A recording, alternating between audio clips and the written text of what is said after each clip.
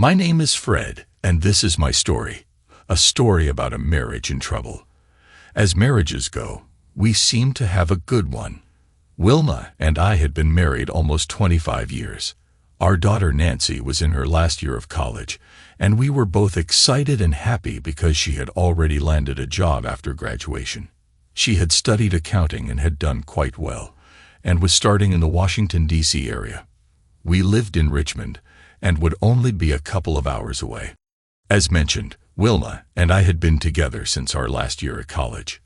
We met, dated, and fell in love. Nothing very extraordinary about it, but I always felt she and I were soulmates. At least I thought so anyway. I am average and on the thin side, about 5'10", and weigh about 170. She was a beauty as far as I am concerned. Wilma had beautiful curly red hair and had a proportional figure. She was about 5'5", and had gorgeous green eyes. She was very sweet and somewhat shy. She told me she did not date much because she wanted to make good grades and did not think partying and getting drunk was conducive to her. I was a bit more of the partying type, not overdoing it but fully enjoying the college experience. I was also more outgoing, but she and I fit together just perfectly. I had 2 other girlfriends before Wilma, one in high school and one in college. One thing about Wilma, which everyone said, was that she was very kind and sweet. I found that true too, except because of her Irish temper. She could dish it out pretty well, if she thought she was right. I had been on the other side of that temper a few times, and I usually backed down as she dug in her heels about something. Through the years, we both developed into our daily rituals. I worked in retail at a department store, and she worked in the city codes department. She was very diligent and had been there over 20 years. She worked there when she first got out of college, and then stayed home for our daughter's first 5 years. She resumed her career. Dealing with the city had its ups and downs, but generally, she liked it. My career was also improving as I had entered the workforce right out of school. We had moved back to our hometown and enjoyed it there. I had offers at other locations, but Wilma did not want to leave as her mother still lived in the area and was getting older. My parents had both passed away. The losses were difficult as both had died of cancer, and it had happened rapidly. It was a big loss for me, but Wilma, my daughter, and her mother were there for me. She loved my parents as well, and it was a loss for her too. I suppose when you have been married for a while, you tend to take each other for granted. That was probably the case for each of us as our daughter had gone to college and was getting ready to move away permanently. I felt this was a good time to start getting back the special times Wilma and I had had when we were first married. I had started to take Wilma out for a weekly dinner date. Our love life had become somewhat stale, and I thought this would wake up our love again. Now, after listening to so many stories about philandering wives, and some of the clues something is not right, I never had the slightest idea she would ever put our marriage in trouble. She always did the right thing as far as we were concerned. As I mentioned, I gave her freedom to do as she felt was appropriate, and she always did the right thing. I was the one who paid all of the bills, and she was the cook and handled all of the household things. We had always been a great partnership, and when she wanted to buy something, she asked, and I did too, if it was a large purchase. We always discussed it first. As anyone who works in retail at Christmas, we worked unbelievable hours. I was assistant manager of the store, and it was not unusual to work 60 hours per week. Wilma, on the other side, did not work as much during the holiday time as she usually had saved up some days off to use at the end of the year. Also, every year, her department at the city had a Christmas party, and all of the spouses were included. Even though Christmas was busy, I always made an appearance at her party just to meet and get to know her colleagues. Starting in the fall, Wilma had started to become a little more aloof. Nothing dramatic, but just a little distant. As a man who had been married so long, I just dismissed it. However, she started not being interested in any romance. She did not feel like going out on our weekly dates, or if she did, she would not watch the movie or care about going out at all. Our love life had slowed down from 1 to 2 times weekly to 1 to 2 times monthly. It had happened slowly, and even though I still loved our time together, she seemed less interested. She blamed menopause and too much work, but something just was not right. I occasionally had to travel for work and had to go to the corporate office. Then, in October, I was scheduled to go for a week. Wilma usually hated me to travel, and she did not like being alone. However, this time, she simply said okay. That made me take no notice. Her being aloof and her not caring about spending time with me. I asked her repeatedly, was she feeling all right? She nodded and said that work was busy and she was tired. I told her to go to the doctor. She said she would. As I prepared to go away for my trip, she told me to have a nice time and behave myself. I laughed and said that was a joke because the meetings were long and boring. It was mostly just all the new ideas for the Christmas season being introduced. It was more like a school than anything fun. I thought it was odd that she asked me to behave because I never gave her a reason for her to believe I would not. As I thought it through, the more I thought about her actions as well as her words, something was obviously wrong. I asked her if everything was fine, and she said yes. I told her I would miss her, and she said it was only going to be 5 days. She always hated sleeping alone. Oh my God, maybe she was not going to be sleeping alone. I watched her very closely over the weekend. My flight was out on Sunday afternoon, and I would arrive back at about dinner time on Friday. I called a couple of her friends and asked if she had told them anything, that something was wrong. Her friend Beth, who was her closest, said she seemed tired, but she had not told her anything else. I also knew Sally, one of her coworkers. I asked Sally if anything at work had changed for Wilma. Sally was silent for a minute, and I repeated myself. Then Sally said we have a new manager in our department, and he had implemented new rules, and everyone was busier. I thought that was interesting that she never mentioned that to me. I asked when the manager arrived, and what was his name. She hesitated and said he had only been there for a couple of months. She did not say his name, so I asked again. Sally told me she did not want to get involved. I was stunned. Sally, please tell me what is going on. I am very worried about Wilma. Sally reluctantly said his name was Barney Rubble, and he is a big man and very intimidating. Sally, please, should I be worried about this man? How old is he? She said he is about 35 and handsome, and 6'3", and over 200 pounds. He played football in college. I was now worried. Sally, please tell me, how is he acting toward Wilma? Sally simply said he seems to like her, and they go out to lunch at least once a week, but I have not seen anything else. I was not very happy to hear the news, but I told Sally I appreciated her info. Sally, one more thing, please. I know Wilma is your friend, but please tell me if anything seems out of character for Wilma. Please, I need to know. I will never tell her you told me anything. Sally said she would try. That was not exactly a ringing endorsement. Now I was in full worry mode. Should I try to confront Wilma and ask, or find out some more information first? I was leaving in 2 days, and I needed to know more. I started doing a little research about Barney.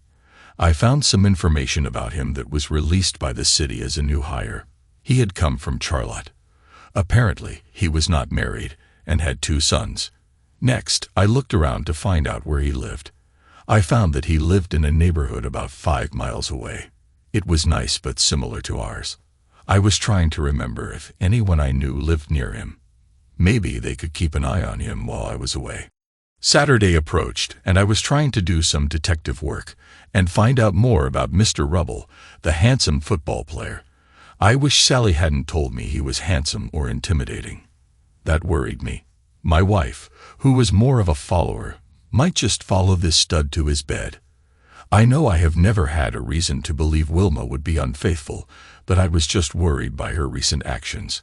I also called our daughter and asked if she noticed anything different about her mom. She said about the same as I did, that she seemed a little detached but nothing bad. I asked her if she could call her, and just probe about her job or how things were going without raising suspicions. I tried to tell Nancy that I was simply worried about her job and nothing about her boss. She told me she would call me back after she talked. I continued to plan. If she was in the early stages, I may be able to stop it or at least keep it from going further. I did some yard work and tried to keep busy. I had my cell phone in case anyone called me. Wilma came out and said she was going to go shopping. I asked if it would be with anyone. She said no and would be back soon. After she left, I decided to see if I could get into her computer. As I was working on it, Nancy called and said she asked Mom straight out if anything at work was causing her some problems. She said she had some issues and they should be resolved soon, but would not elaborate. She also asked her mom if anyone at work was part of the problem, and she answered that it would be taken care of as well. That did not give me much to go on, but I had to find out more. As I attempted to get into her computer, she had changed all of the settings, and I could not get into it. This just added to my worries. It appeared that she had deleted all of her old sent messages, as well as cleaning out her deleted box. I wish I could get into her cell phone, but she kept that like she was attached at the hip with it. As I was starting to get some of my clothes ready for the trip, then it struck me. I should take a drive to Rubble's house and just drive by to see if she decided to run over there. Wilma was dressed normally as if she was going shopping, but that may not have meant anything. It only took about 15 minutes to get there, and I tried to just drive by and see what kind of car he drove and get his license plate number. As I pulled down his street, I was watching, and there was a car in the driveway. I was not sure what type of car he had, but as he had only been on the job for a few months, and the car's plates were from North Carolina, I thought this must be his car as he had come from Charlotte. He drove a Lexus. I thought the city must pay its department managers well. Wilma was an assistant department manager and was pretty well paid. I made a bit more than she did, but not a lot. Well, not seeing another car, I drove on and came back home. As I got there, my neighbors stopped me outside, and we just chatted about the neighborhood. Tom Butcher was the crime watch captain and was informing me of any activity. Fortunately, everything had been quiet recently. As I was getting ready to go inside, I told him I would be out of town for the week and to please keep an eye out for us. Wilma would be home alone, and I would appreciate him checking in from time to time. He said he would, and I went inside. Once inside, I started a wash for any clothes I might need on my trip. I usually washed my underwear with Wilma's to make a full load. I started looking in the hamper and found some sexy new bras and panties I have not seen before. Once again, everything is starting to add up to a major problem in our marriage. Now, as most men, when I see something new, my wife will laugh and say she has had that for a year. And I never noticed before. I was positive I had not seen it before. I did check the panties to see if anything was left in it. It just looked regular to me, and I washed them. Wilma knows that I love black and red lingerie and have given it to her in the past, and she pretty much almost never wore it. Now I see both and wondered when she decided to wear it. About this time, I heard the front door open, and she walked in and came upstairs. I asked if her shopping was a success, and she said she really did not find much, but there was a sale at the mall. As I work at a department store, I get an employee and spouse discount, and she usually enjoys it. This time she mentioned she didn't find anything. I asked if she went where I worked, and she said she wanted to try some new places. I just shook my head. At dinner that night, the conversation was very quiet. I was thinking about my situation, and I think she was too. Both of us on opposite sides. Wilma was a wonderful cook and always made delicious meals. Lately, she had started to just get more prepared food to serve. Sometimes, when we were both busy, it was fine, but she had not been as busy lately. I told her I had to go to the store and get some allergy medicine as I suffer with it during the fall and spring. Did she need anything, and I would get it. She gave me a small list of items, such as paper towels and toilet paper and other things. I told her I would be back soon. As I left with a grin on my face, I told her I would love to spend some time with her that night, as I will miss her for the next few days. Her response was typical lately, and she told me she planned to turn in early as she was sleepy and did not sleep well the night before. So much for romance, or even the idea of cuddling. I was amazed and disappointed. My wife was nothing more than a roommate to me. What the heck was happening? When I returned from the store with the items and I was unpacking them, she complained about everything. I got the wrong toilet paper and the wrong paper towels, and on and on. I knew what this was. She was trying to start an argument so that we would not be having any romance. I was speechless. When in the world did my loving wife turn into this? She was deliberately trying to start a fight so she could justify her actions while I was away. I simply shook my head. As was expected, shortly after dinner, she went upstairs and was reading a book. When I jumped in the shower and was dressing into my pajamas, she told me she was very tired and would be turning in soon. It was 8:30. I simply went downstairs and watched a football game. I ended up sleeping on the couch that night, as it seemed silly to go to bed with an angry wife who was trying to start fights just so she would not have to interact with me in any way. I woke up early Sunday morning, fixed the coffee, and was reading the paper when she came down later. Sometimes we went to church, but with her attitude, I had no idea if she wanted to go or not. She promptly dressed and said we would have to leave soon, so I needed to get dressed if we were to be on time. So I did get dressed and was ready in a few minutes. We went to church, and she acted like my wife of old, being sweet and cordial to everyone. I was hoping the Reverend would talk about fidelity, but no such luck. When the service was over, we greeted everyone and headed home again. On the way home, she pretty much ignored me. As we pulled into the driveway, she left the car, and I was going to bring our garbage cans around for Monday morning pickup. She yelled at me to hurry and open the door, as she forgot to take her keys to the house. I opened the door for her and finished my garbage duty. Once inside, she was fixing a sandwich for herself and was starting to eat. Normally, she would ask if I wanted something, or she would fix something for both of us. I proceeded to undress and get into jeans and a sweatshirt. Then I went and made myself a sandwich too, and ate in front of the TV. As I glanced at Wilma, she was casually reading the paper. Then her cell phone rang, and she picked it up and left the room. No words had been spoken in the time I entered the house. After lunch, I went and got out all of our clothes that I had washed. I folded it and brought it upstairs to our bedroom.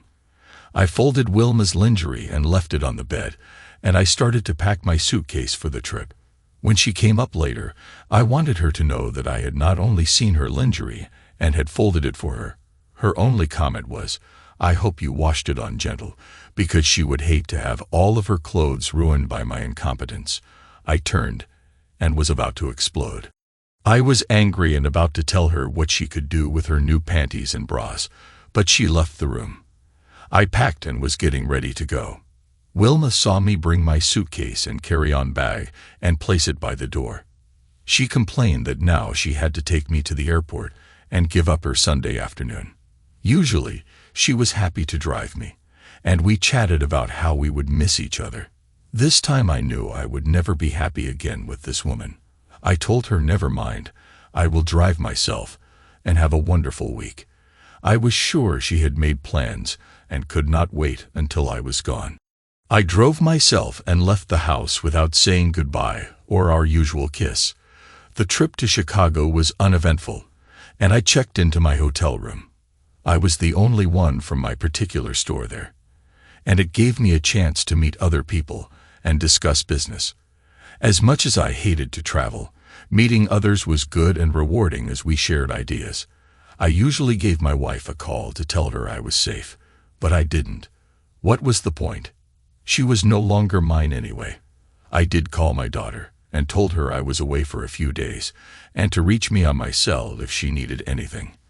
I never heard a word from Wilma. I was quite sure she was happy to be away from me. We had a decent dinner, and I met others from all over the country. I was tired and needed a good night's sleep as I had not slept much the last few nights. I woke up once in the middle of the night and burst into tears. I had held all my emotions inside, and I finally let it all out. I was so glad I was alone because I knew my marriage was over. Unless Wilma decided I was significant again in some form, I could not live like this. I cried about my daughter spending each holiday with one parent and then the other. I cried for all of the years we had shared together, mostly very happy. I finally went back to sleep and got up to start the week of meetings. I checked my cell, and no messages or texts from Wilma. Nothing. Talk about a kick in the gut. Absolutely nothing from my supposedly loving wife. The week went by with my meeting, and I slowly started to formulate a plan to extricate myself from my marriage. It was obvious that she was gone, and I would never get her back. I called my attorney and spoke to him about my situation, and he said he could prepare some documents if I wanted. After much discussion, he said it would probably be a 50-50 split pretty much. I made just a little more than she did, and with our daughter almost out of school, there would not be any more college expenses as they had already been taken care of. I was reluctantly satisfied with starting the procedure to end this sham of a marriage. Amazingly, all of this happened within a few weeks. Also, I still had no evidence she was cheating physically yet, but she was very much emotionally cheating as I was cut off from her life. Next, I checked all of our accounts. I paid many things online, and my wife had never even seen anything about our accounts. She usually didn't care at all. She did not know what we had in our retirement accounts and only paid for whatever she wanted to buy. Now I felt at least I was taking back my life. As the week progressed, I decided to call Tom, my neighbor, to see if he had noticed anything going on in the neighborhood. He informed me that a car was picking up my wife every morning and dropping her off every evening. I asked what type of car was it. He said it was a Lexus. I laughed and said thanks for the info, Tom.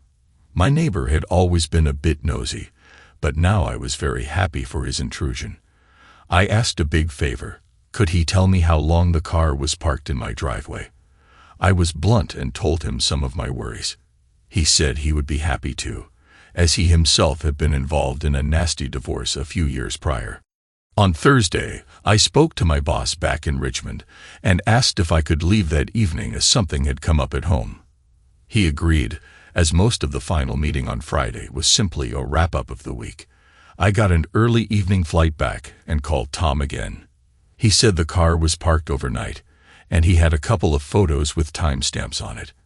I told him I owed him, and he said no problem. I also told him I was coming in late tonight and planned to see what was happening.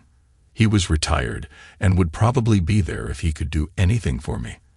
I thanked him and told him I would park down the street and see him first and then go home. As I was flying back, I was deeply concerned about what would happen when I got home. I knew my marriage was over, but I was still so shocked by Wilma. How could a loving wife turn into a complete thoughtless, uncaring person in a matter of a few weeks? Finally, I got off the plane and went and found my car. I checked my phone again and saw nothing from my wife. My daughter had called, and I called her back. She said she had tried to reach her mom, but she never answered on her cell or our home phone. She even left a message for her to call. I pulled into my street and slowly walked up the street. There were no cars parked in front of my house. It was about 8 o'clock in the evening, and I thought maybe Wilma's car was in the garage. But since only one car could fit in the garage, at least rubble wasn't there. I went to my neighbor's. Tom answered the door and invited me in. He told me that the car was there all night. It had parked on the street, but right in front of my house. So much for being discreet. He said he saw them leave about 6 o'clock and had not returned that he knew. I was wondering if they went to his house or were just out to dinner. I then decided maybe I should drive over to Rubble's house. Tom suggested I move my car to the street behind ours, as when they came back, they might notice it being parked nearby. I agreed. He thought I could go over to the other house, but thought that they would return because if they were spending the night at his house, she would have taken some clothes. Tom mentioned they looked like they were just a happy couple as they were holding hands as they stepped in the car. He apologized after he said it, and I told him not to worry about it, because my marriage was over anyway. Now I had to wait. I called my attorney and told him I was back in town. He informed me he had the papers drawn up. It was a pretty even split. We would each keep our own retirement programs and split the house evenly after it is sold. We each would get some of the equity built up in it. We had been there almost 18 years and had a fair amount of about $100,000 each once it was sold, provided she did not contest it. I told him I would be amazed if she would contest unless she tried to get a better deal. He said he could have it ready to serve on Monday morning. I had a lot to do, but there was no way I could keep a lid on this until Monday. I needed to get to the bank and distribute the funds as well as the joint accounts and credit cards. It wasn't a lot of different accounts, but in the interest of fairness for the 24 years together, we had to do it. The last few weeks had destroyed any goodwill left for me. The most difficult thing was to call Nancy and tell her. I decided I had to wait until I confronted them to see what was going on first. As I waited, Tom could see I was extremely nervous, and he told me to sit down and relax, and he would get some coffee.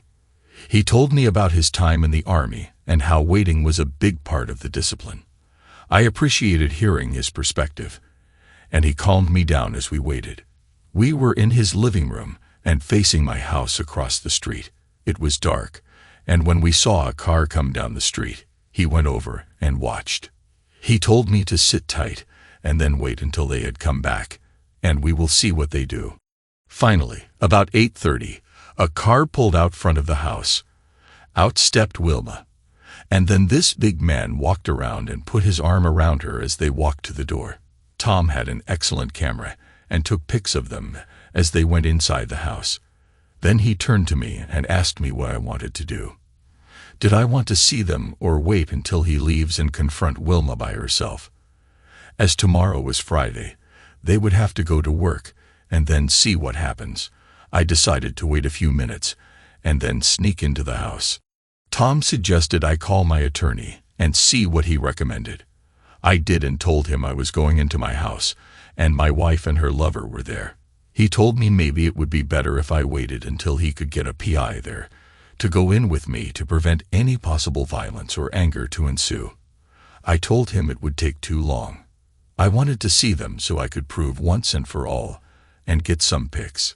He said not to do that, but I was determined. He said the guy could react, and it could degenerate into a huge confrontation. I told him I did not care at this point. I had to see it. I told him I had to go. I turned to Tom and told him I was going in, and in a few minutes, I wanted to catch them in a compromising position, not just talking but doing. Tom told me he would go too, and I said no, I could handle it. He said wait a minute and left the room. He came back with a handgun. He said just for defensive reasons. He told me he was at least going to stay outside the house in case something happened with his camera and phone. I said I appreciated it, and we went over. I looked at the clock. It was about 9 o'clock. I watched and saw it was dark in the upstairs bedroom. I peeked in and saw them in the living room. He was kissing Wilma very passionately. It took all my strength not to scream at him and Wilma. My heart broke, but I watched. If they continued in the living room, others could see them from the outside. The curtains were partially opened. If someone was up close, they could see into it. Tom came over and took a couple of pictures with his camera. Rubble was towering over my wife. He was taking off his shirt, and he was built like a Greek god. Then he slowly dropped his pants, and he was down to his boxer shorts. Wilma just had this silly grin on her face like a kid on Christmas morning. What little hope I had left to save my marriage evaporated when Wilma stood up, and he took off her blouse and pants. She stood there in the red panties and bra that I had admired when I washed them on Sunday. He then picked her up and carried her upstairs. When I saw the light go on, I moved to the back of the house and slowly unlocked the back door. I slowly went upstairs and stopped. I heard Wilma giggling, and Rubble told her he was going to use her like his little toy. I turned on my video from my phone to listen to their comments and slowly peered around the door. It was open with a light on. They did not see me standing in the hallway, and I was filming it. He was naked, and I saw him from the back. Wilma was lying on our bed at the bottom of the bed. She was lying there, and I was hurt, angry, and almost numb. As I slowly peered in the doorway to get a better picture of Rubble, I could see him. He was with Wilma, and I saw lust in her eyes. He told her he was going to keep going until she begged him to stop. Finally, Wilma turned her head and saw me. I watched as her lust turned to horror as I stood there. Rubble turned and saw me and laughed, saying, "The chicken is here, and now you can see how a real man treats his wife." I stood there, and slowly my blood started to boil. I said in a loud voice, "Screw you and screw her. Nobody is coming in here and disrespecting me in my house, my bedroom, and with my wife." Rubble stopped for a minute, and then regained his bluster and said, "What are you going to do about it, you coward?" I responded, "Let me ask you a question. How big are you?" He said, "About 6'3", and weigh 225, and I have something you will never have." Then he laughed. The whole time this was going on, Wilma was wide-eyed and deathly quiet. I then said, "I bet you stay in shape. Do you run too?" He was surprised I was having a regular conversation with him, and he said, "Yeah, I run pretty well, and stay in good shape." "Well, you scum, can you outrun a bullet?" I pulled the gun out of my pocket. Wilma screamed, and he lost all his attitude and said, "Hey man, don't do anything stupid." I told him to kneel on the floor. "Do it now, you idiot." And Wilma, "Shut up." She just whimpered and shook. Now that I had their attention, I wanted to ask a few questions. By now, a calm had come over me, and I was feeling pretty good. First, who was the mental giant who decided to do this in my home, you or Wilma? Answer me, you piece off. We knew you were out of town and thought we would be more comfortable here. Wilma wanted to be here in case you called. Wow, that was brilliant. Now, next question. How many times have you done this with Wilma? Would you like to take that one? I smiled at her, and she just shook her head and wept. Well, cowboy, looks like it's for you to answer. Answer it well, or it might be your last. If you lie, we've done it 5 times. When was the first? Monday night was the first time, he said. I pulled the gun closer to his head. I swear it was Monday night. Please, Wilma, tell them. I'm begging you. Wilma was frozen but nodded her head. Wilma, is that right? Yes, that is right. I pulled the gun to the back of his head. Now, put your head on the floor and don't move. Well, your big attitude is a little bit shriveled up now, isn't it? Not feeling so cocky, are you? And I laughed at my own pathetic joke. How about if I put this gun up against your groin and pull the trigger? You won't die, but you won't be having fun any longer. Please, no, don't. I promise I won't ever touch her again. She wasn't even worth the effort. She is just plain old. Well, what do you say, Wilma? Is he good? I would assume he must have been because you did it 5 times, plus all of the lunches and make-out sessions you two must have had. Fred, please baby, I love you. I was just trying something new, and I am so sorry. It was exciting, but it was going to end soon, I promise. But you didn't answer my question. Did you like it? Well, did you? No, baby, it hurt, but I wanted to try it and see how it felt. It is over now, so we can be a couple again. I laughed and said, since you are not going to be with him again, is it okay if I shoot him where it hurts? He won't need it again. I cocked the hammer on the gun.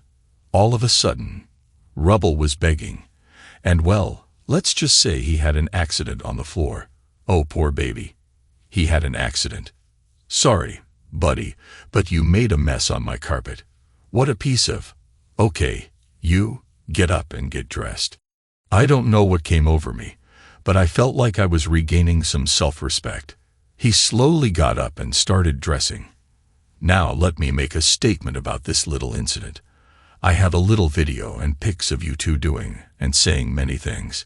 If you do not want this released, I would keep this little intervention quiet. Do you both agree? Wilma nodded, and Rubble said, "Yes, I agree. Please don't release the video. Please." Wilma said, "Fred, I am so sorry. Please don't do that. Please, I will do anything for you." Rubble was dressed, and I asked him to leave, but I did mention, "Barney Rubble, please don't go fooling around with any more married women, okay?" He nodded and left. Now, I was left with my faithless wife, still undressed and crying. I told her to get dressed, and I would make some coffee, and we would talk.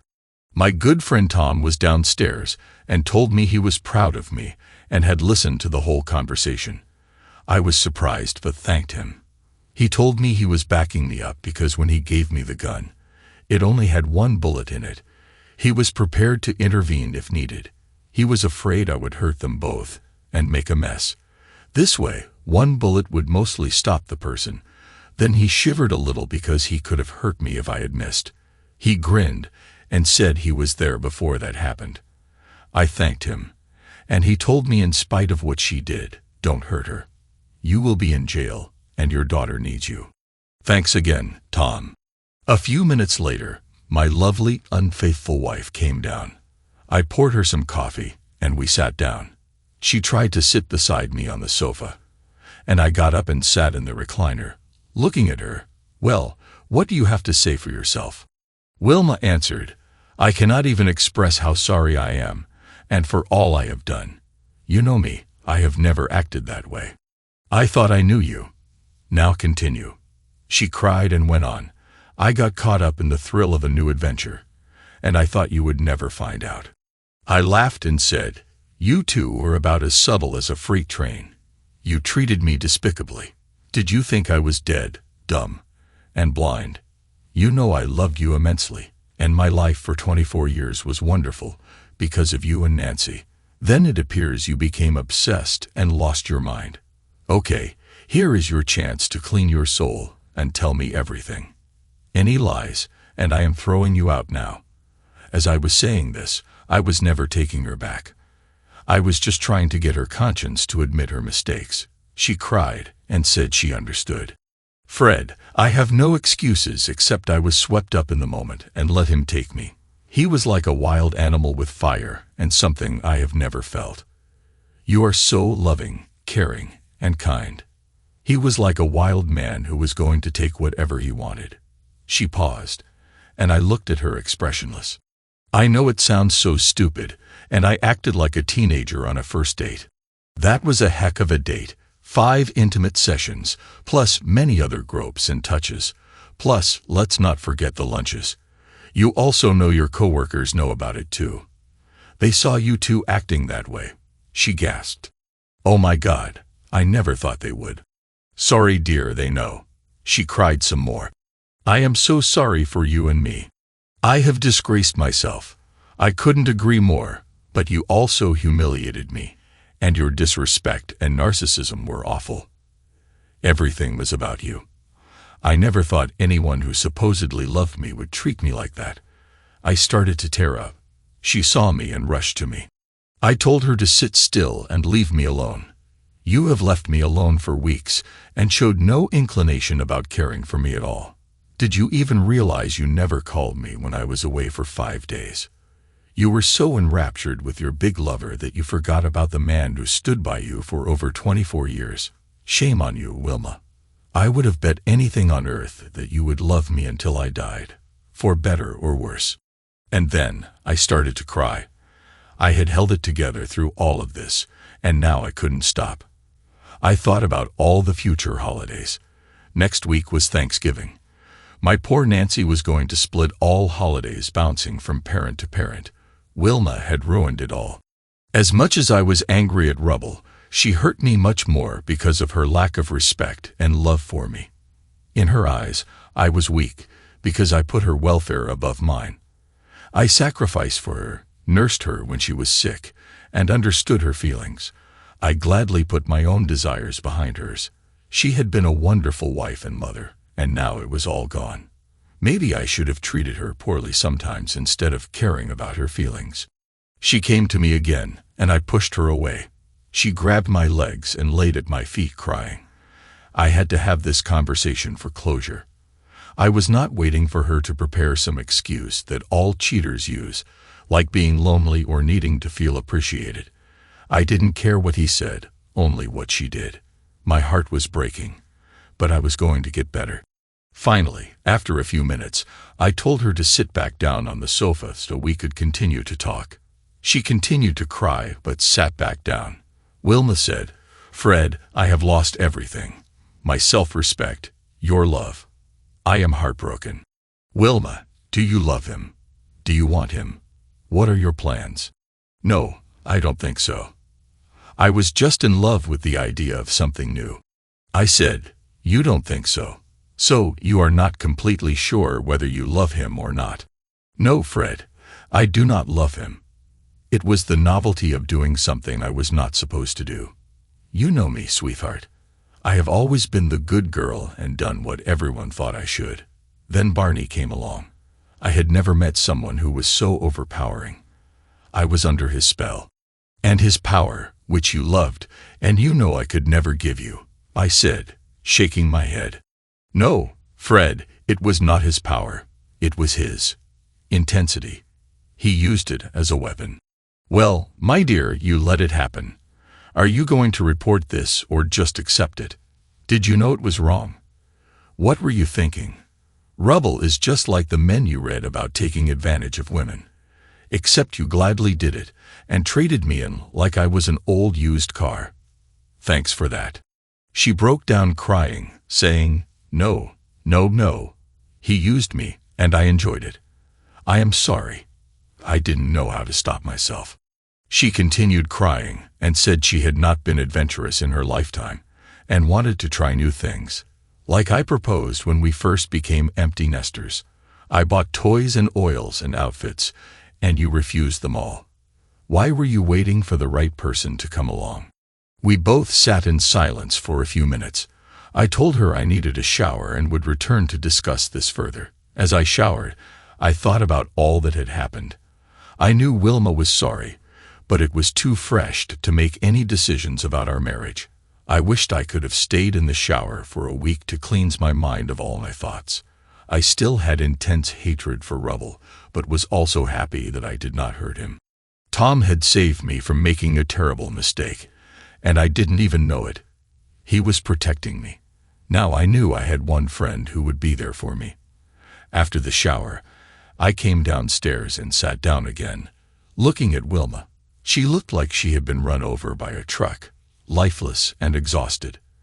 The pain she was feeling was fresh, while mine had been building for weeks. Finally, she spoke. "Fred, I love you and always will love you. I know my actions do not seem like it, but I am completely distraught by what I did." I interrupted, "Wilma, stop it. I know you're sorry now, but suppose I was still in Chicago. What would you be doing right now?" She was silent. "Tell me, damn it, what would you be doing right now?" She hung her head and said, "I would be with Barney." "With Barney, really? I thought that was what we did. You know what I mean. I would be with him. At least you admit it. Now tell me what you two did. I know you were intimate, but I want details. This is the only way I will ever believe anything you say. If you lie to me now, I will know. Don't forget, I already have some facts." She nodded her head.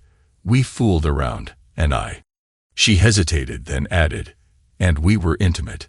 That was nice of you, considering you never wanted to do that with me. You thought it was gross, but with Barney, you were happy to do it. Did you enjoy it?" She shook her head. "No, I just did it because he demanded it. I don't understand why I let him treat me like that. He liked using me as his toy. But you enjoyed it. You should have seen your eyes when he was holding you.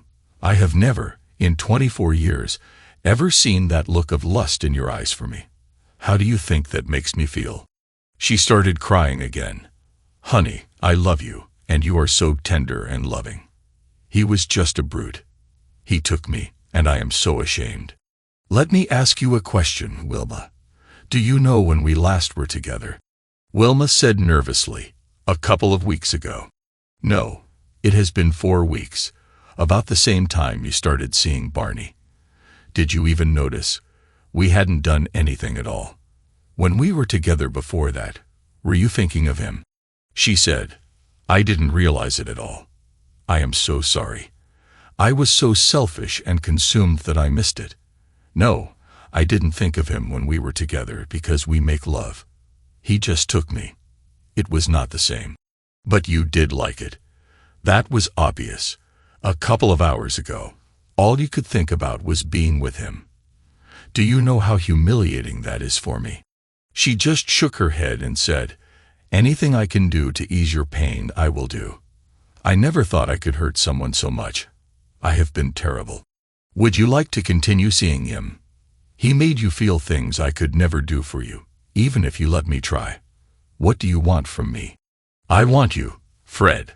That is what I want. I find that incredible. You cannot change your feelings that fast. We both need a good night's sleep. I'm off work tomorrow, and we can see things better after some rest. We better go to bed. I got up, went to our room, and pulled out some things to take to my daughter's room. Wilma said, I want to sleep with you. I told her, our bedroom has been ruined by you and Barney. I doubt I will ever sleep there again. You should stay in there. There are some things you need to do tomorrow. Go to the doctor and get checked out. Barney probably fooled around with a lot of women before you, and you need to be tested for your own protection. If you were with him before we were last together, then please tell me, because I may need to get tested too. Did your lover convince you to be intimate in our bed? He was trying to demean me, and you enjoyed my humiliation too. Have a nice night. I slammed the door and went to bed. Wilma left and went to her room. I tossed and turned a lot, but finally drifted off to sleep. I got up at 7 o'clock. Wilma was in the kitchen already. She had made coffee and told me she took the day off. That scared me. I didn't want to listen to her all day. She made some breakfast, and we ate in silence. Finally, she said she would be tested for STDs. Also, she wanted to work through this with me. I told her, why do you want to do that? If you still want your lover and are discreet, you can continue. She looked at me in surprise and said, you want me to continue to see him? Don't you want to? He completely captivated you, and you loved it. You will still have to see him every day at work. Nothing has to change. You might as well continue being with him if it feels good. She was confused and didn't know what to say. Why are you saying that? I want to be with you. I think we should have a trial separation. That way, you can be with Barney, and I can be the happy, clueless husband. You get the best of both worlds, still being respected by friends and family, and not wasting your time on a sham marriage. Whenever we have to go to functions together, we can pretend like we are a happy couple, and then your lover can meet up with you afterward. Great opportunity for you. She started to cry as I got up to leave. Why does she care now about what I'm doing? She hasn't cared recently at all. I checked her phone while she was cleaning up the dishes to see if Barney had called her. No calls since last night, but that didn't mean she didn't contact him another way. My first order of business was to talk to my boss and explain everything.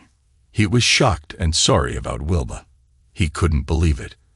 After talking about it, I told him I wanted to take the transfer to another store if possible. A new place and new job would be a pay raise, as well as getting me away from all the stress.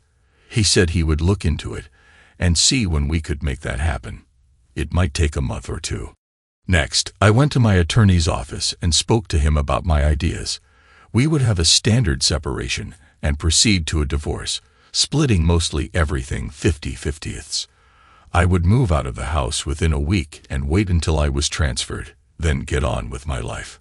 After speaking with the attorney, I went and changed all the accounts and canceled all the joint cards. I took out 50% of our savings and checking accounts. Then, I went to see our broker about some investments we had and tried to change them. Wilma would have to sign off on some of them, and she would get half, but it still felt good to make progress. I got some lunch and went to the park to walk for a while. I had my phone with me, and Wilma called to say she had her appointment at the doctor's office and would find out the results in a few days. I told her I would be there soon. I needed to speak to Nancy and let her know what was happening. But I wanted to wait until we had worked out some of the arrangements first. It made me cry to think about it. After walking and getting some fresh air, I left for home. It didn't feel like home anymore, just a house. When I walked in, Wilma had dressed up and looked nice. She was very nervous and told me we needed to move on and hopefully repair our marriage. Okay, dear wife, tell me what we can do. She wanted us to go to counseling. Also, she would limit her time spent with Barney, and we would make more time for us. I thought that was nice. Her focus was on repairing our lives and moving forward. I listened and acted like I cared what she thought. When she was finished, I asked, "Are you willing to turn over all your communications from your cell phone and your emails to him? I want to read them and see where we go from there." She didn't like that idea and said she had deleted them. How convenient. Why did you delete them? She said she didn't want me to see them. I wanted to start fresh and get rid of everything that reminded me of Barney. She thought that would make me happy. I told her I had a document for her to review. It was a separation agreement prepared by our attorney. If she wanted, she could have someone else review it. I would move out and get a temporary place, and I would continue to help with expenses. She could decide what she wanted to do once we were separated. I watched her think about this and waited for her response. She said she would rather we stay together and try to work this out. She loved me and thought we could get through this. I didn't think so. I also didn't tell her I was looking to transfer as soon as possible. She would never move, and I knew that. We spent the rest of the day working around the house. I raked the yard while she talked to her mother about Thanksgiving and having friends over to join us, as we usually did. I wasn't planning to participate this year, but I failed to tell her that. We ordered a pizza and sat in silence the rest of the weekend. I started getting things together to move out. She told me she didn't want me to move out and asked me to wait until after Thanksgiving to make a decision. I just nodded. The rest of the weekend progressed, and I continued sleeping in the other room. She asked if she could join me, and I told her no. We needed alone time. On Monday, I had asked for the day off, and Wilma didn't know it. She went to work, and I started moving to a temporary motel for a few days, waiting to hear about my transfer. My regional boss was looking at two options. Since I was the assistant manager, the store manager was involved too. He was a good friend and knew my move would benefit me financially, as well as getting me away from the toxic environment I was living in. Around lunchtime, I called Wilma's office and spoke to Sally. I could tell she was reluctant to speak to me, but I needed to know how Wilma was doing at the office. Sally noticed that Wilma had been very quiet and kept to herself. She also noticed that she had met with Barney in his office for about an hour. When she came out, she was nervous and went straight to her office. Sally said she peeked in, and it looked like Wilma had been crying. Sally asked what was wrong, but Wilma just said she had a rough weekend and that she and her husband were having a difficult time. Sally, being a friend, asked, "Does it have anything to do with Barney?" Wilma nodded, but didn't give any other details. I asked if Barney and Wilma were going out to lunch, but she couldn't tell because Barney had left 10 minutes ago, and Wilma had just left too. I thanked her and decided to call Wilma. After waiting a few minutes, I called her to see if she was with Barney. Wilma answered and said she was at lunch. I could hear noise in the background, like people talking, probably at a restaurant. I asked her if she was alone. She said she was only picking up lunch and would be returning shortly.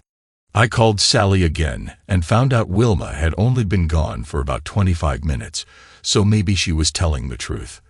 Sally also said that she went into Barney's office again for about 30 minutes. I thanked her and finished moving some clothes to my temporary home. Around 5 o'clock, I decided to go home and wait for Wilma to arrive so I could tell her I had moved out. When she arrived, I told her to sit down so we could talk. I told her I had moved out, and that we should live apart and see what happens next. I asked, "Wilma, what do you want?" She responded, "I think we should stay together and work it out. Maybe some time apart will help us rediscover if we want a marriage or just to move on." She was shocked. "No, I do not want a divorce. Not at all." I asked, "Since my confrontation with Barney, have you spoken to him?" She admitted she had. They were trying to figure out how to work together professionally, and nothing else. She didn't want to lose me. "Please, Fred, don't do this. Let's spend some time with the family over Thanksgiving. It could help us both." "Sorry, dear, but I love Nancy, and I think you still want Barney. It's too painful to be second best to my wife. We need to tell Nancy that we've separated. I'd better leave now, and I will be in touch." I hugged her as she cried and left. I settled into my motel and worked on some things. I had told Wilma she could call me if she needed to discuss anything important, but otherwise, we needed time apart. I slept terribly again. I reported to work, getting ready for the holiday season. It was very busy, which was good for me. After a long day, I returned to my room around 7 o'clock and saw a text from Wilma saying she loved me. My sarcastic thought was, "Who is Wilma?" Later, Wilma called, and I answered. She said Thanksgiving dinner would be at noon. She was excited because Nancy was coming home tomorrow, and they had about 10 people invited. Then she asked what time I would be there. I told her I wasn't coming.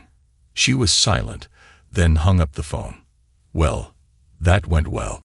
After that conversation, I called Nancy and told her that her mom and I had separated. She started crying, and I told her that her mom had been seeing someone.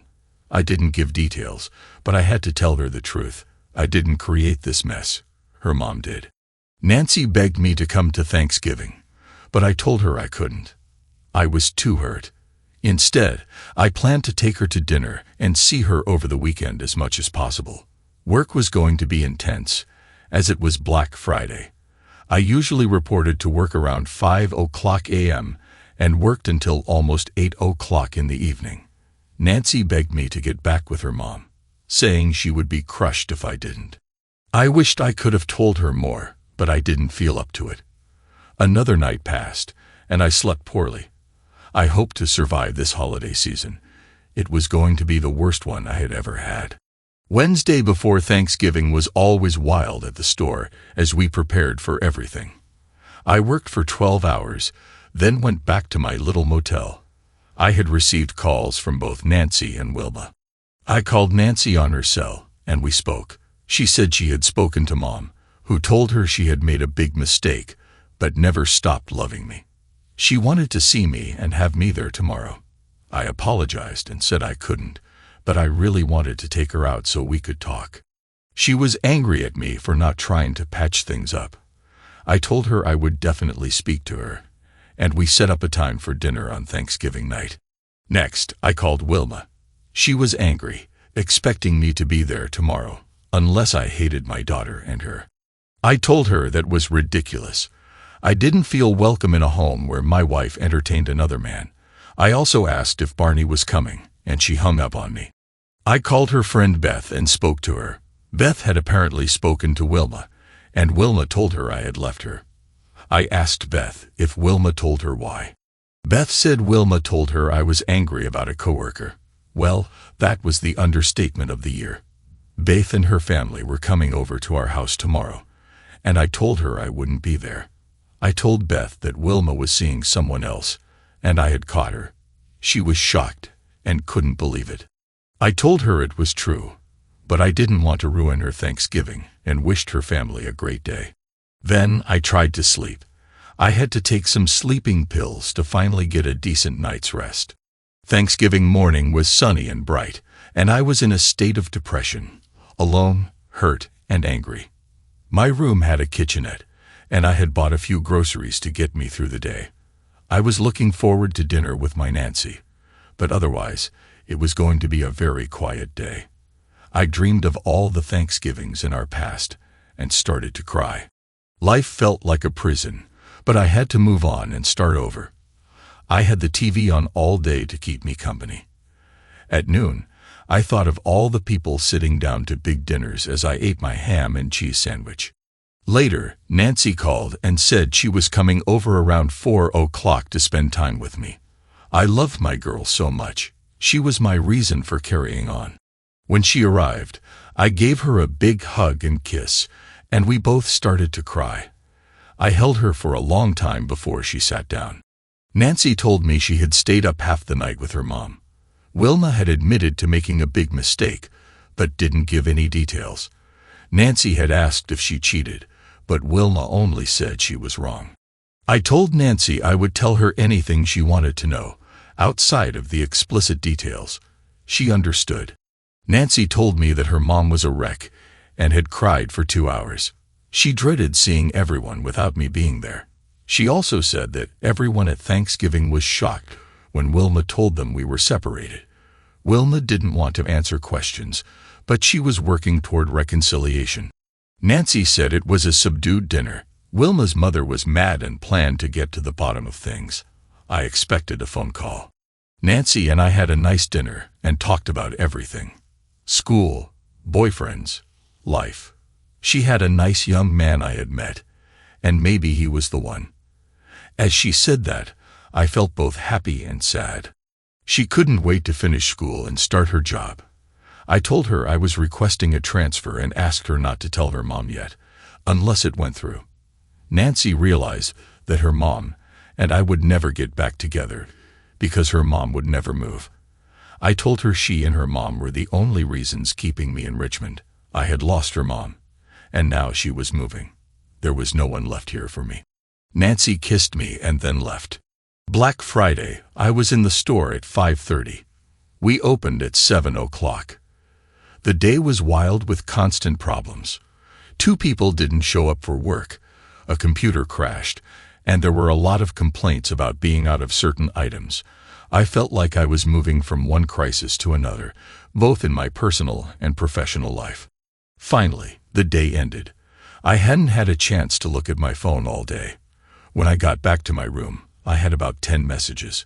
1 from Wilma, 2 from Nancy, 5 from Wilma's mother, 1 from Beth, and 1 from the regional manager. I started with the manager. He had good news. The manager in Savannah was retiring, and he thought I would be a good replacement if I was interested. I told him I would love to talk about it with him. The position wouldn't be available until after the first of the year, and I understood that. I looked forward to our meeting. Next, I spoke to Nancy. She told me her boyfriend was coming to town on Saturday, and I told her I wanted to take them both out for a late dinner if possible. She said yes, and we planned to meet at 8 o'clock. Then, I called Wilma. She said she had a nice Thanksgiving, but everyone asked about me. I told her I hoped it was nice, and that I missed all the good food. She said it was my decision not to be there, and was angry that I told Nancy she had taken a lover. She said that wasn't true. I was her lover, and I was angry because of a mistake she had made. I told her not to sugarcoat her bad behavior, because I didn't create it. We talked a little more about Nancy, then hung up. Lastly, I spoke to my mother-in-law. She had always been very kind to me, and I had nothing but respect for her. I was very worried about calling, but I did. She wanted to know all the details, and I didn't leave anything out. She was a lovely Irish woman with a fiery side. I knew where Wilma got that from. I told her I had caught Wilma with someone else, and I was devastated. I poured out my feelings, and she listened. She told me not to make any rash decisions, and that she loved me and would be in touch. The amazing thing was, I used to have a very high libido, but since all of this started, I hadn't even thought about intimacy.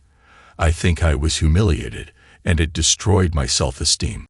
At dinner with Nancy and Mark, we talked about the future. Mark asked, in front of her, if I would allow him the honor of her hand. She smiled, and I got teary-eyed. I agreed. Mark was a nice young man with a good future. They hadn't told anyone yet but planned to make it public soon. Nancy and Mark were also going to tell Wilma later that evening. I hugged them both and felt better. I had some good news for the first time in a while. A possible new job and a new son-in-law. Work was taking up all my time, which was helpful. I had no time to dwell on my personal misery. I went in early, stumbled home late, and mostly just crashed. Wilma had contacted me a little, but she had mostly left me alone. I had no idea what she was doing, but I was curious. Wilma had called and asked how I was doing. I told her I was swamped, which was normal. She told me her Christmas party was coming up this weekend. She wasn't sure if she would go, but she felt she had to.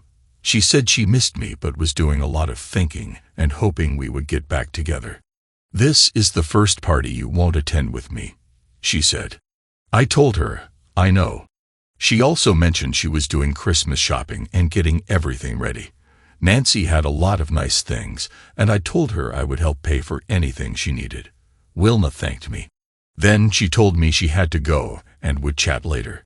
Interestingly, her mother called me a few minutes later. She was pleasant but firm with me.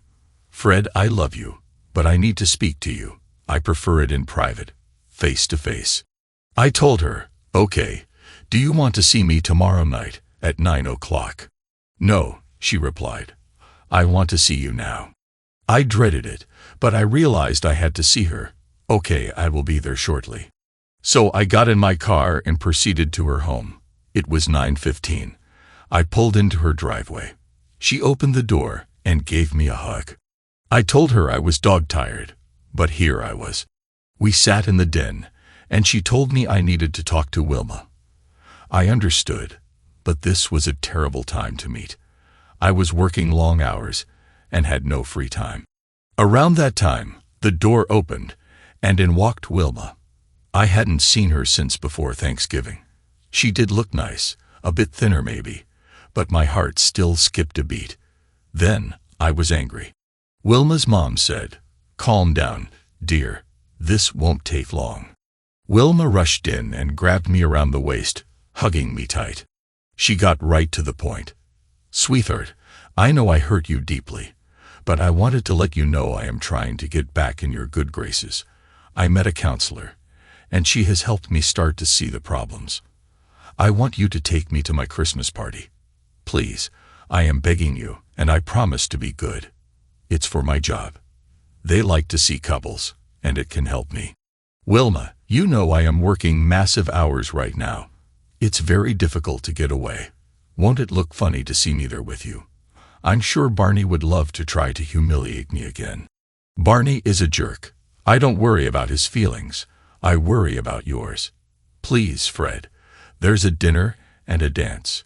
You could leave after dinner, but please give me one dance." "Okay," I said reluctantly.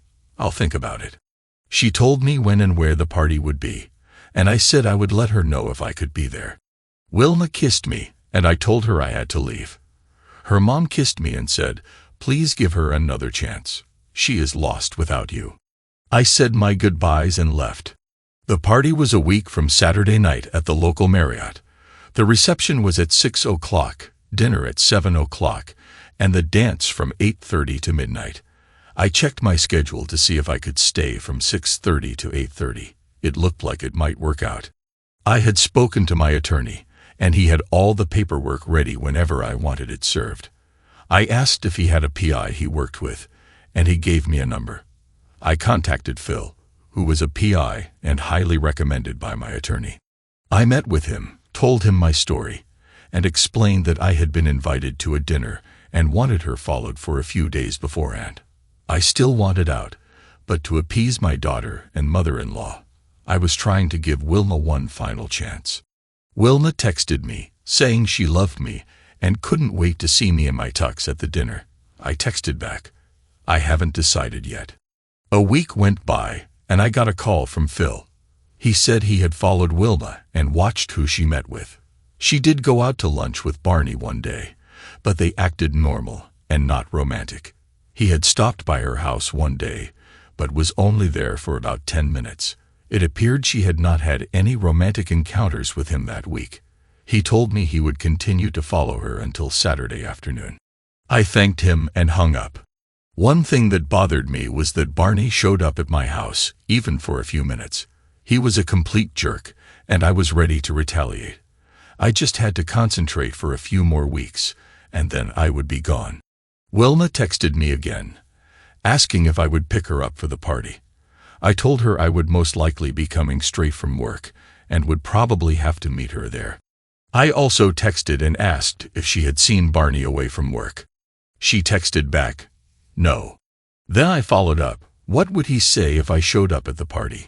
She said it didn't matter what he thought. I kept pressing, "What did you talk about when you were together?" She said, "Only work-related things, all business." "So, you haven't been with him since I saw you both?" She said it was over.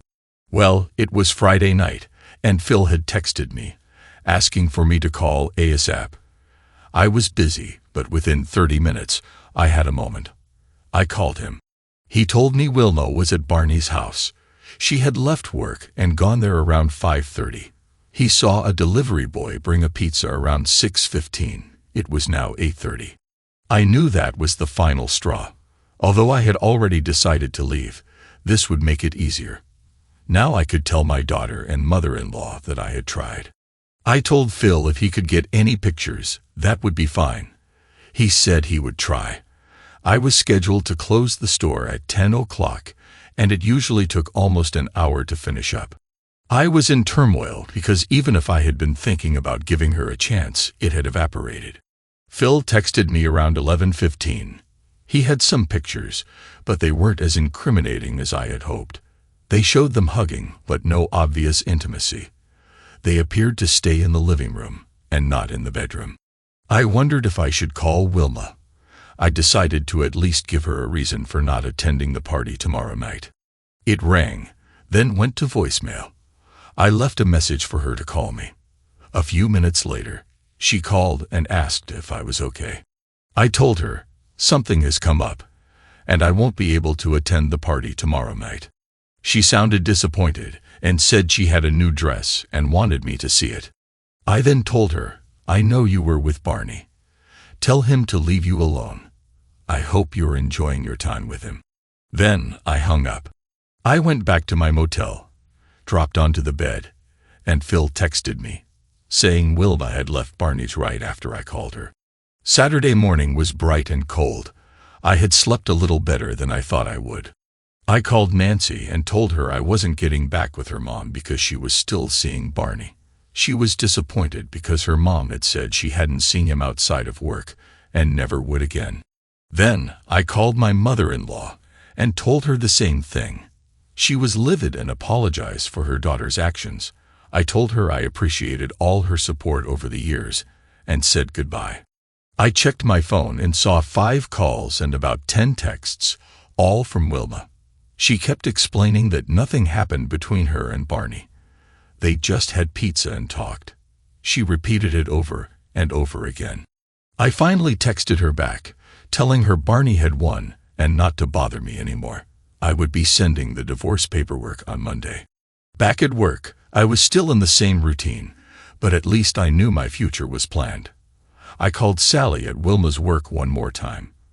I thanked her for everything and told her not to tell Wilma I called. I asked about the party, and Sally said Wilma was quiet and mostly stayed with the girls. She danced with a couple of guys and even danced with Barney once, but she didn't look happy. I asked if she said anything about me, and Sally said Wilma mentioned that we were probably getting a divorce, and then started crying. I told Sally thank you and wished her the best for Christmas. Nancy came over that night, and we had a quiet dinner in my motel. We were both down, but I was so happy to see my baby again. She said her mom was very unhappy, and she let her have it about her lifestyle and disrespect toward me. She said her mom cried most of the night. Nancy then told her mom that I had a transfer and would be leaving the area after the first of the year. Wilma cried like a baby and admitted she had been wrong about everything. She had always thought we would get back together. Wilma called and texted repeatedly, asking me not to move. She wanted to see me. I refused. Nancy also said her mom had received the divorce papers. She put them down and hadn't moved them since they arrived. I asked if she would just sign them so we could both move on. Nancy said her mom hated to give up the house but figured she would have to. Well, time moves on. It has been almost 2 years, and I am happy in Savannah. My beautiful daughter is married to Mark and living in Northern Virginia. She loves her job and hopes to start a family in a few years. Wilma sold the home, and I got my half of the proceeds. She initially tried to fight the divorce, but it was a waste of time. She never dated Barney after our split. He had moved on to his next conquest, which also involved a married woman. He eventually lost his job over a harassment complaint. Even Wilma testified against him. Nancy tells me her mom dates occasionally, but is not happy. Her unhappiness keeps her from going out, and she prefers to stay in her condo. She says she made a huge mistake and will never forgive herself for her actions. She says she still loves me, but knows I will never take her back. I refused to meet with her, and my attorney handled everything. I saw her at the wedding, but we stayed apart as much as possible. Wilma sent me a long letter of apology, as her counselor advised, asking for my forgiveness. She wants to visit, but says she will wait for me to invite her. I have started dating again, and I'm taking it slow. I've met some lovely ladies, and I am as happy as I've been since all of this started. Wilma stopped calling after the last time she asked if there was anything she could do to get me back or to earn my forgiveness. I told her, I don't think so. Thanks to everyone who took the time to listen to today's stories. If you enjoyed it, please consider liking and subscribing if you haven't already. Feel free to share your thoughts on the events in the comments below. Take care.